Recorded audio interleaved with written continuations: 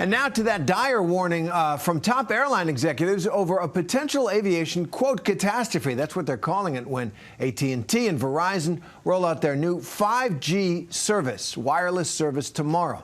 They say it could ground some larger aircraft and strand tens of thousands of Americans overseas unless changes are made. That's what the airlines are arguing. CEOs say starting tomorrow, a slew of flights are going to be canceled in the United States, including those carrying vaccines. But now looks like there might be some light at the end of the tunnel, some way out of this. And so for more, let's bring in our transportation correspondent, Gio Benitez, with the latest. So, Gio, we're learning that both AT&T and Verizon have agreed to something. What's going on now?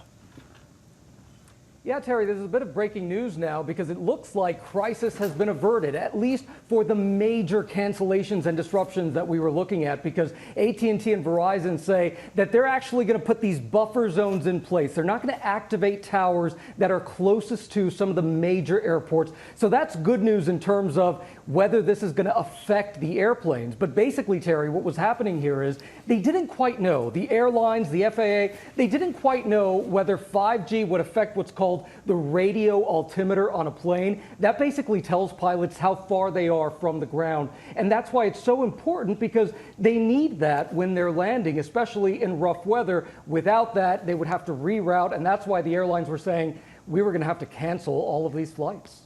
Yeah, that does sound kind of important, Gio. Just pilots should know just how far they are from the ground. But seriously, what is the issue with 5G? And we hear that it's all over the world, that European airlines fly with it. What's the sticking point here without getting too technical?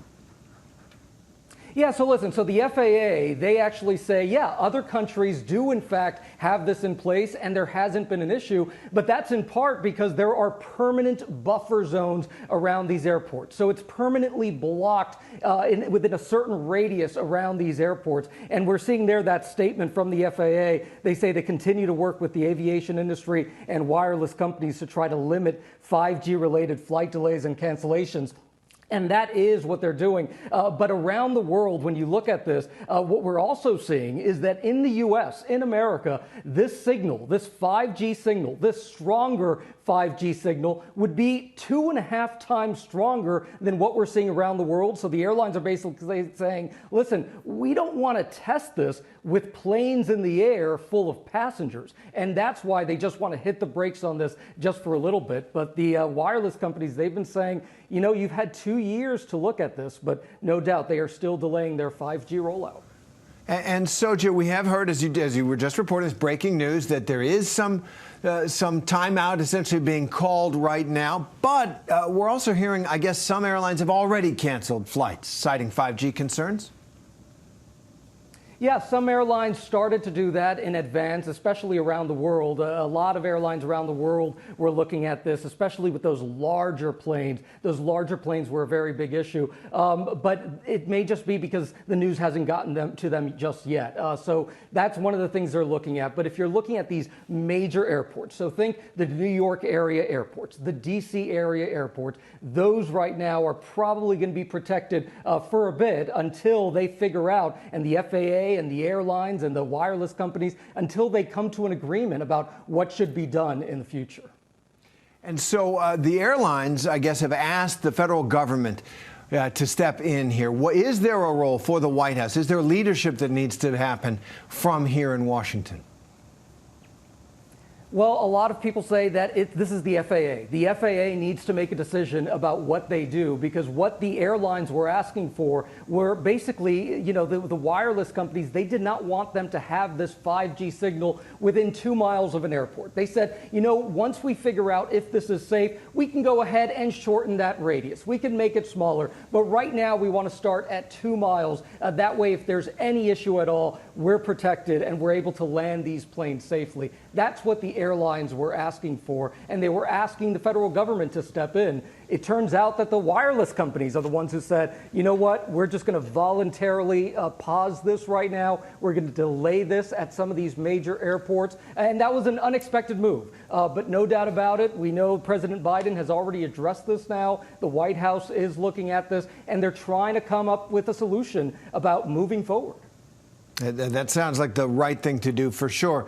Now, I guess airline CEOs have said this 5G rollout could even affect the already struggling supply chain. That's just what we want to hear. Is that true? Oh, absolutely, because we're not just talking about passenger flights. We're talking about cargo flights, including cargo flights with medical supplies. So we're talking about vaccine distribution as well. That is a very, very real concern. The White House addressed that today, saying that it is indeed a real concern. So it's not just passenger flights. Obviously, passengers are going to be frustrated if their flights are canceled or they're rerouted to another airport because planes can't land where they were originally going. But when we're looking at cargo flights, the airlines have said this would actually halt a lot of our cargo systems. And finally, Gio, what should people who are planning to fly this week do? My wife is planning to fly to Kansas City this weekend for the NFL playoff game. I'm not coming with her because I'm a Bears fan, so she's taking our son. But should she be concerned? Should people who are planning to fly be concerned?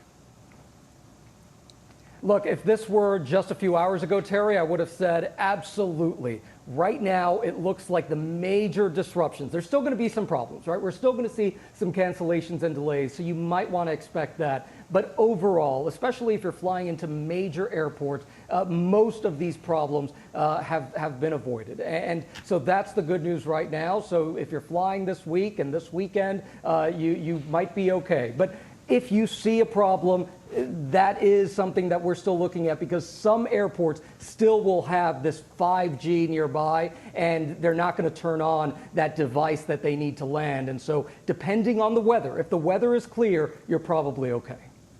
All right. Well, that is very helpful. Gio Benitez, as always, thanks very much. Thank you, Terry.